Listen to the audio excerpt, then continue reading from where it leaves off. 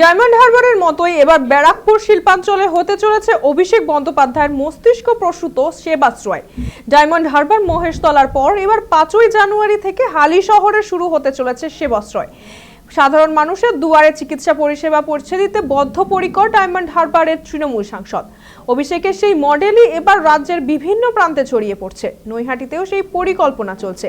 সেখানে সেবাশ্রয়ের পরিকল্পনা করতে বৈঠক করেছেন ব্যারাকপুরের সাংসদ পার্থ ভৌমিক। 6 বিধায়ক এবং একাধিক প্রশাসনিক কর্তাদের সঙ্গে নিয়ে ওই বৈঠক করেন তিনি।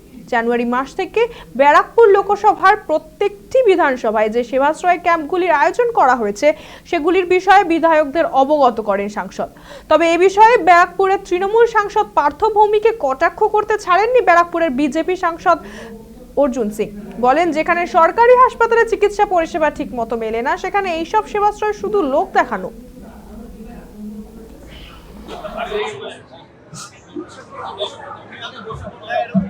যদি কোনো অপারেশন ওরিয়েন্টেড কোনো ব্যাপার থাকে সামর্থ্যের মধ্যে, তাহলে সেই অপারেশনও কিন্তু আমরা এই ক্যাম্প থেকে করাবো।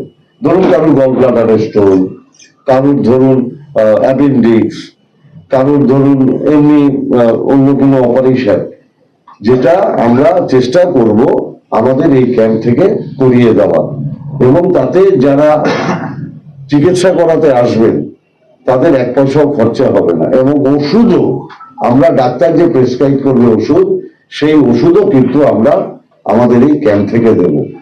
যে সরকার যে হসপিটাল চালাতে পারছে না, তো সেবা আশ্রম করে লাভটা কি আছে? সরকারি হসপিটাল তো নৈহাটিতেও আছে, সরকারি হসপিটাল ভাটপাড়াও আছে, সরকারি হসপিটাল ব্যারাকপুরেও আছে, সরকারি হেলথ সেন্টার গুলো বীজপুরেও আছে। তো সরকারি জায়গা করতে পারছে না উনি, সেবা আশ্রম মানে কোথা থেকে টাকা আনছে?